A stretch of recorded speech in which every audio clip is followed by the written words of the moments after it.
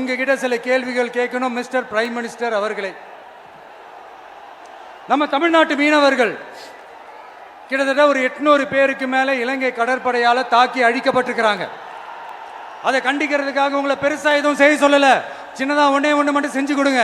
இனிமேலாச்சும் எங்களுடைய மீனவர்கள் பாதுகாப்பா இருக்கிறதுக்காக இந்த கச்சத்தீவை இலங்கை கிட்ட இருந்து மீட்டு கொடுத்துருங்க, அது போதும்.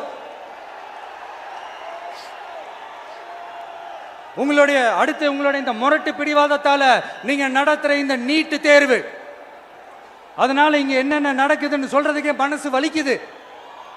அதனால அந்த நீட்டு தேர்வு தேவையில்லைன்னு அறிவிச்சிருங்க, அது போதும். செய்வீர்களா திரு நரேந்திரபாய் தாமோதர் மோடிஜி அவர்களே?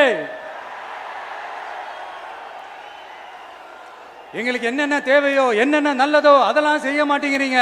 ஆனா ஆட்சி அதிகாரத்தை மட்டும் கையில வச்சுக்கிட்டு மக்களை ஏமாத்த நேரடியாக ஒரு பாசிச பாஜக அடிமை கூட்டணி ஒண்ணு. அடுத்து உங்களோட இந்த மைனாரிட்டி ஆட்சியை ஓட்டுறதுக்காக மறைமுகமாக RSS அடிமை குடும்பம்னு இன்னொரு கூட்டணி.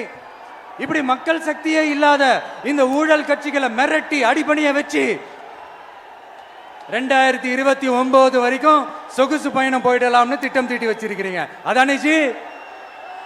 என்ன ஜி?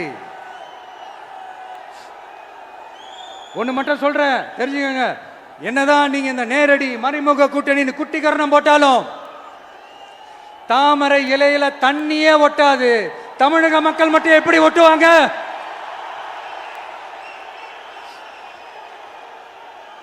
இங்க ஒரு MP சீட்டு கூட தரலன்றதுக்காக தமிழ்நாட்டுக்கும் தமிழ்நாட்டு மக்களுக்கும் எதுவுமே செய்யாம ஓரவஞ்சனை செய்யுது இந்த ஒன்றிய பாஜக அரசு.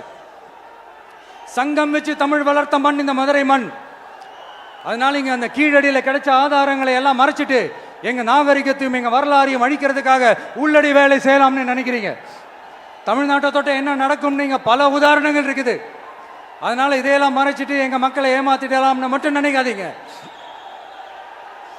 மத நல்லிணக்கத்திற்கு பெயர் பெற்ற இந்த மதுரை மண்ணிலிருந்து சொல்றேன், உங்க எண்ணமெல்லாம் ஒரு நாளும் ஈடேறாது.